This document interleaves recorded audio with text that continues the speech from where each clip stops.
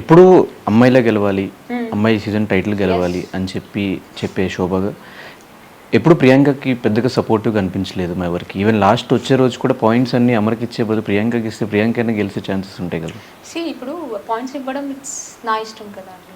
ఇప్పుడు బట్ అమ్మాయిలు గెలవాలి అనేది కూడా మీరే లేదండి, కదా. మీరు అంటున్నారు కదా ఆ పాయింట్స్ కి విన్నింగ్ కి సంబంధమే లేదు, సంబంధం అది లేదు. ఎవరికి కూడా లేదు. బట్ అట్లీస్ట్ ఏదో ఒకటి విన్ అయ్యే ఛాన్సెస్ ఉంటాయి కదా. దాంట్లో ఏమీ రాదండి, అవి సేయింగ్ దాంట్లో ఏమీ రాదు. మోరోవర్ అదేంటంటే పాయింట్ ఇవ్వాలి.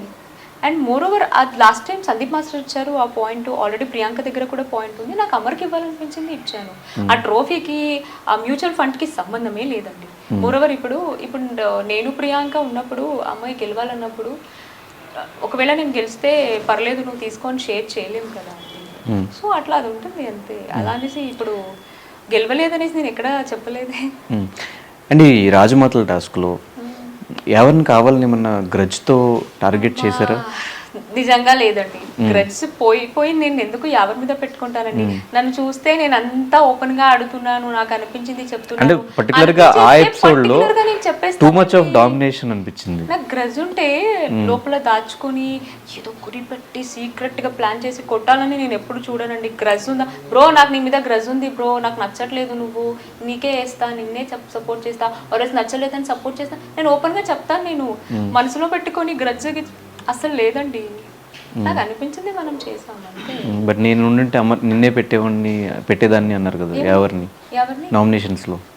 నేను ఉంటే నిన్నే నామినేషన్స్ లో పెట్టేదాన్ని. That week I have a reason for నేను అది కూడా వాడు నువ్వు టార్గెట్ చేసావు అనేసి లాస్ట్ వీక్ నామినేషన్ లో అంటే ఎందుకురా బాబు టార్గెట్ చేస్తాను, టార్గెట్ చేయాలనుకుంటే నా నామినేషన్ వచ్చినప్పుడు నిన్నే నామినేషన్ చేస్తాను కదా అన్నాను.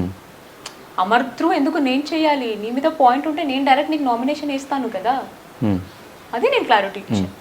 సో తేజతో జెన్యున్గా ఫ్రెండ్షిప్ చేశారా? తేజ మీద మీ ఒపీనియన్ ఏంటి?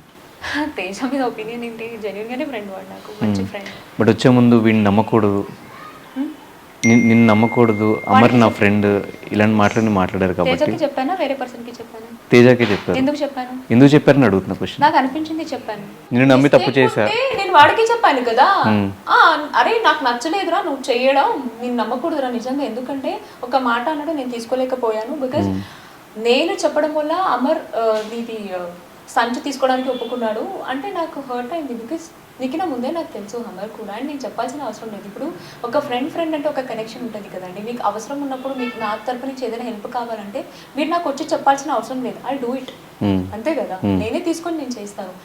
అలా అమరే వచ్చి చేశాడని నేను అనుకున్నప్పుడే కాదే, నేను అది చెప్పొద్దు తేజ, నేను చాలా నార్మల్ టోన్లో చెప్పాను, తేజ చెప్పొద్దు, నేను తీసుకోలేకపోతే చెప్తాను, 100 సారి కాదు 10 సారి చెప్తా, 20 సారి చెప్తా, అది ఇది అన్నప్పుడు నాకు కూడా ఉంటుంది కదండి, ప్రతి ఒక్కరికి కోపం ఉంటే నేను చెప్పాను, అవునరా నేను నమ్మకూడదురా, నిన్ను నమ్మకం పెట్టుకున్నాను కానీ నువ్వు నా ఫీలింగ్స్ని అర్థం చేసుకోకుండా నువ్వు ప్రతిసారి అంటున్నావు చూడు, నాకు హర్ట్ అయింది అనేసి తేజకే డైరెక్ట్గా చెప్పాను.